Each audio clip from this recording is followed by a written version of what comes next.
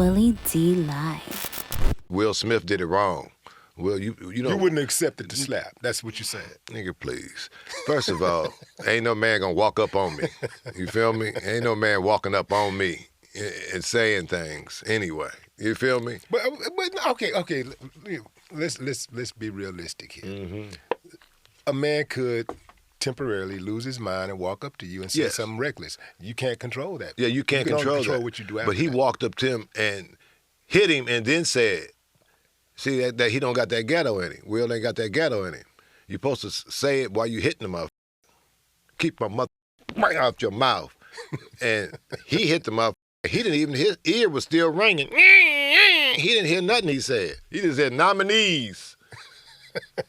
You gotta let him know before. How often did you fight in the neighborhood when growing up? In my neighborhood? Yeah. You know, that's funny. Because we didn't fight. We really didn't fight. I didn't fight. I used my comedic skills to get out of these altercations. I mean, you know, that's true. It sounds funny, but this is a true story. I remember the dudes had me down, and I said something funny. My mama got chicken or something. And they said, what'd he say? And they just did what you did. They started laughing, and I ran. And I learned that mechanism. I remember I was in front of Tolan's liquor store, and the dudes from 6'9" had me down, and I used that mechanism. And that's a true story. And I remember that distinctly. I was in Catholic school. They had me down. I said, my mama got some chicken cooking or something. Like, they were, what'd he say? And I got out of there. If somebody fights you and they talk to you while they're fighting you, they're serious. Like you really pissed them off. That's what I'm saying. Like Will Smith did it wrong. He said what he said after he hit the dude. You say what you say before you hit him. Keep him up, then pop. In any event, it was effective. It was effective. The slap was effective because, man, that thing is going to be around forever. They probably have the 100-year anniversary go down to of the slap. You go down to infamy for the rest of life. It's infamy for life. I don't even know how you can get somebody back for that. The only thing you could possibly do is slap them on the Oscars, like at the Oscars. No. You go to their door. You go up, do their door, and slap the shit out of them and leave. Well, actually, I think that if somebody slap you, you got to do more than slap them. For example, so you know, to me, slapping a man, it's degrading. It's probably more disrespectful than spitting on a man or kicking a man. Yeah. Slapping a man, that means you're a bitch. Yes. That, when you slap a man, that's in your mind. You slapping him because you feel like he's a bitch. Exactly. Right? So just the thought of somebody slapping me and having that going through their mind, thinking that's what I am, I got to show them something different. So, well, can you show them after a slap? A kick? Yeah, well, you could show them the morgue. Yeah. You know, you could show You don't have to show them that. You don't. You know, like not for a slap. Not for a slap. But here's the thing. Not for a slap. Here's the thing, Mark. You know, when somebody put their hands on you, you can't control how they respond. I'm gonna tell you something, bro. I don't know what I would have done in that situation, in that exact moment. I don't know exactly what I would have done if I was Will or Chris. Right. I don't know. Well, I mean, I agree with you because this is you had an event that's like, you didn't know what to do for a minute. Yeah. Huh? This has been nationally broadcasted. Right. But I do know if somebody would have slapped me, I don't care. Man, I could be in heaven getting ready to go through the gate. Right. If somebody slapped me, they ass, I'm finna get dead on their ass, bro. And I'm gonna be on them so, you know how you have to try to claw a German Shepherd off somebody and they biting? It's gonna be like that. I think that the shock was such of a shock. I think it just threw everything off. It's totally threw me off because, you know, I thought it was fake. I thought it was fake. I like Will. You know what I'm saying? Will has always been a good dude, and Will has put the work in, and Chris has too. You know, they both put work in. These guys have, you know, they're on a different level. Right. And so you might expect, you know, one of the little new Instagram comedians or something to get into a squabble. Right. But you don't even expect, even people like you know what I'm saying, on your level, with your iconic status, nobody expect a Mark Curry to be fighting anywhere. Right. You know, and you'll never see me fight. Use your... Yeah. You'll never see me. When you saw me on that tape in the lobby, when they had me in the lobby. Colorado Springs.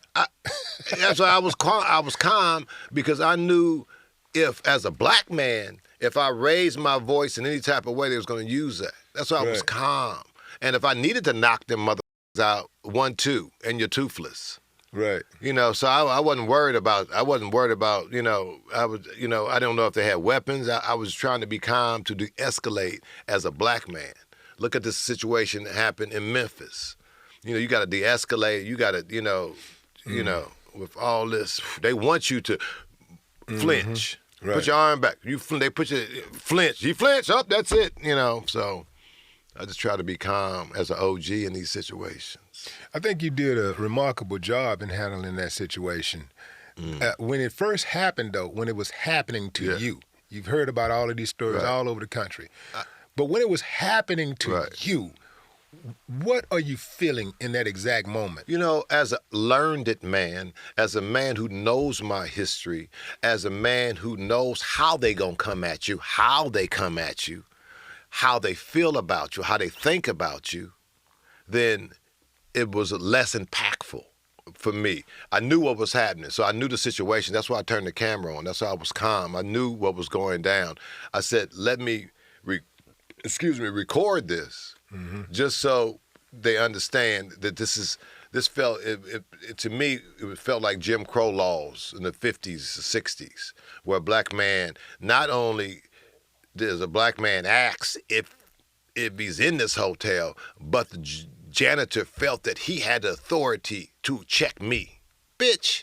I started to say, no, I don't have a room at this hotel, mother. I got a suite, bitch. But I didn't say that.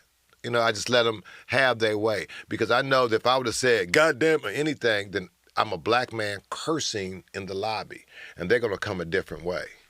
So that's why I was very calm. And it took a little bit of my masculinity out. It's like, oh, man. I left the hotel. I went to a Motel 6 because they don't got lobbies. So I go to motels now. I don't stay in hotels. No, Jesus. But, I felt my humanity was being taken, but then I was also learned to understand, just chill, boy. Don't even flip off this. But it did affect me. Because here the janitor is asking me, where did the authority, where did he felt that he had the authority to jam me up? What? The janitor. So, just let you know the state of America today. Who was that black guy who was co-signing for him? I don't know. What was his job? I don't know what his job was? They walked up on me, and they never identified themselves. They didn't have nothing. So I was like in a situation, all right, motherfucker, what's up? I checked my exits. I see where they were. I saw who's going to get it first, and so they look like a cartoon to me. Look like,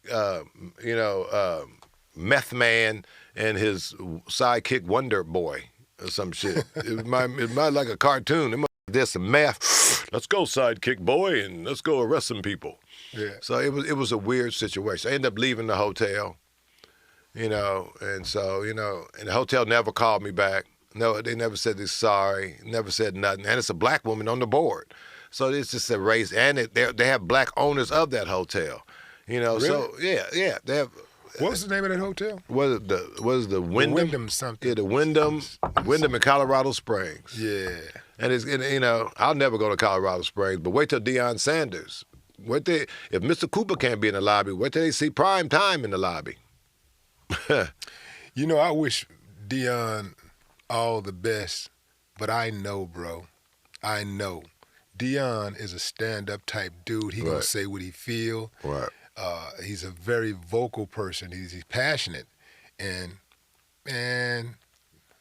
a black man being all of that is not acceptable in the United States of America. From a particular segment of society, you get in that space and you do that, they're gonna try to figure out a way to punish you. I think that if he wins, they will accept him. If he loses, they will degrade He's him. gonna win, but the problem is that he has to be perfect. Yeah. You see, he has to be perfect, and he doesn't get a chance to tell off one of these racist ass people who are just hating just to be hating, Right. or who feels offended that they ran the ball instead of throwing the ball on fourth down. Right. You know, it's gonna happen. Yeah. Yeah. Because people are who they are. Right. In Colorado Springs and Colorado, all of that Right. is like, it really represents, what the fabric of this country Exactly. is made of. It lets like, you know. It just yeah. lets you know. Just the fact that a janitor, and this is a 5-star hotel, would talk to a customer. You're Right. not even supposed to talk to me. Yeah, and that's true. That's true. And some people may see that as condescending, but think of that as condescending, but it's not, because think about your own experiences in life. How many times have you been to the hotel and even seen a janitor? Exactly. You know? Exactly. You don't communicate with janitors. Exactly. Yeah. Exactly. But it just, you let you know the fabric of America today. That this is 2023, and we're still, you tell me it's 2023, and a black man is still jammed up in the lobby of a hotel. Mm-hmm. Just let you know. And as a historian, immediately I went back to Jim Crow law. So I looked at it as a situation. Mark, you went back to 1959 and you experienced it. It's crazy, man, because, societies are supposed to go forward. Right. And America just seems like it just can't get right. It can't get right. Can't get right. But people don't realize that slavery was 400 years. So it takes time. That was a long, long, long time. People don't realize the impact of that was so long. That's generations and generations and generations. And that generation is still thinking like that in America. Mm-hmm. You go fly a plane. When have you seen a black pilot? To this day, god damn, you don't see a black pilot. You go to Disneyland, you can't see a black princess in Disneyland. You can spend them tickets cost $800. I still can't see a black princess. I took my daughter to the parade. I said, Daddy, where the black princesses? I think they up in the tower making the dresses for the white ones. I don't know.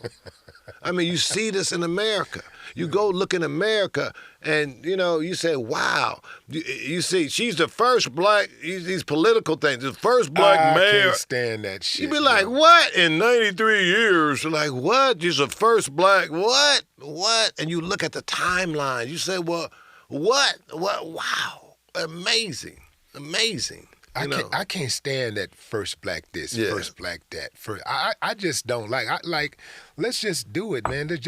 I like it. I like to see it because I like to. You know why? Well, I like to see it because you say, damn. I can't remember, some lady just something happened. You're like, damn. How many?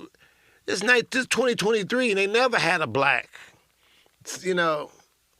It's just amazing. And that's what our youth need to see. And that's what people need to see. Look at timelines and look our advancements and see how much money have blacks spent economy on airlines. We spend more money on entertainment, on airline tickets than anybody. We can't get a black pilot. Damn. Well, I've seen a few black pilots. Okay, but you ain't seen... Not many. There you go. You see them, they don't want to talk to you. I ain't got no upgrades or nothing. Leave me alone now. Yeah, but they don't talk at all, though. Pilots don't typically talk. They just kind of like get in there and do what they got to do. Right. But you see a black, you want to say, oh, hey, brother, how you doing? Want to say, hey, what's up, bro? They don't like that. Go on. I ain't got no upgrades or nothing now. Leave me alone now. Come on now. I'm retired in 3 months. Let this happen. Because, a black pilot would have had a pistol. You know that. You know a black pilot gonna have it. My father carried a black pilot would have a pistol. Close that goddamn door. I ain't gonna miss my grandson's birthday. Close that door.